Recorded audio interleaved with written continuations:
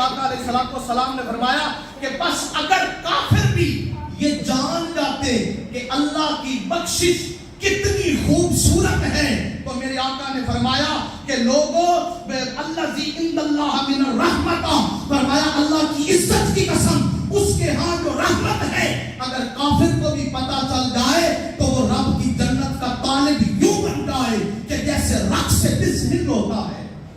رقص بسمل کہتے ہیں جب مرغی کو ذبح کرتے ہیں نا تو جب اس کو ذبح کر کے چھوڑتے ہیں تو وہ جو تڑپتی ہے نا اس کو کہتے ہیں رقص بسمل. کیا کہتے ہیں؟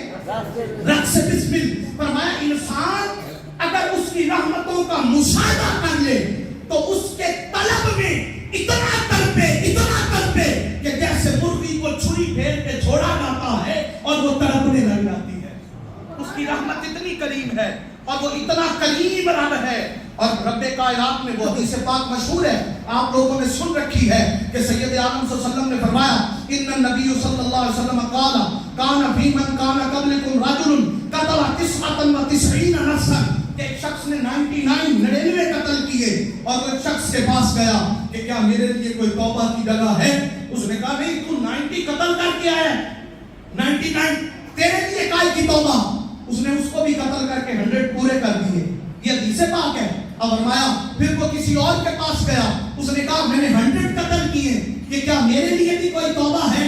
تو اس نے کہا ہاں. بھلا اس کی تیرے 100 قتل تیرے گناہ اس کی رحمت سے بڑے تو نہیں ہو سکتے، اس کی رحمت سے بڑے تو نہیں ہو سکتے. انہوں نے کہا فلاں بستی میں جا. اب یہ جملہ سننا، یہ حدیث مبارکہ کے الفاظ ہیں. فرمایا فقال نام ومن یحول بینہ وبین التوبہ، فرمایا اس بستی کی طرف جا جو تیرے اور توبہ کے درمیان، فرمایا کچھ لوگ وہاں رہتے ہیں جو اللہ کے قریب تر ہیں، جو اللہ کے. اب یہ جو فرمایا اب وہ آیت مبارکہ پہ آ جائیں. فرمایا اہدنا الصراط المستقیم صراط الذین انعمت علیہم. اب اس نے جو کہا وہ وہاں بھی کہہ سکتا تھا یہاں بیٹھ کے توبہ کر لے، 2 نفل پڑھ لے وہ معاف کر دے گا، تو رو دے وہ معاف کر دے گا. اس نے کہا نہیں تو یہاں توبہ نہ کر، وہاں جا جہاں اس کی قربت والے رہتے ہیں، جہاں اس کی قربت والے رہتے ہیں. اب اگر تو جب کیا وہ سمجھانا کیا چاہتا تھا، یہ ہم مرشد کیوں پکڑتے ہیں، شیخ کیوں پکڑتے ہیں، مرشد کے قریب کیوں جاتے ہیں، اللہ والوں کے مزارات پہ کیوں جاتے ہیں، محافل میں کیوں جاتے ہیں؟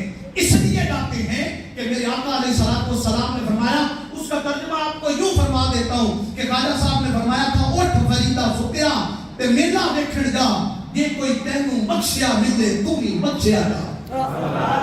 اب اس سے بڑھ کے اس کی رحمت کی حد اور کیا ہوگی کہ کسی بخشے ہوئے سے اگر بندے کا ہاتھ مس ہو جائے تو اسے حیا آتی ہے کہ میرے بندے کے ساتھ اس کا ہاتھ مس ہوا ہے، میں اس کو گناہ گاروں میں کیسے شامل کر دوں، میں اس کو جہنم کیسے دوں.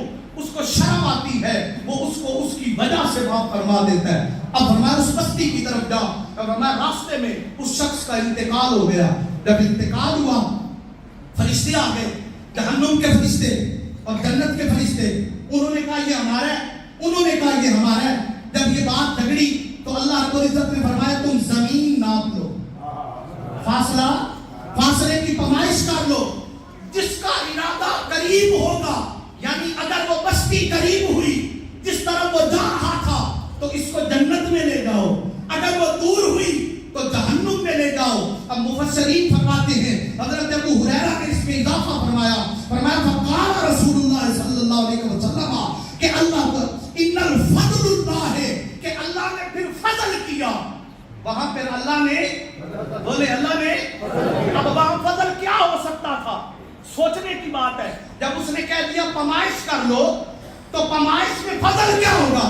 اس نے بستی کی جگہ قریب ہی کی ہوگی نا، یہی فضل ہوگا. تو پھر پتہ یہ چلا کہ رب کائنات نے فرشتوں سے کہا اصول پہ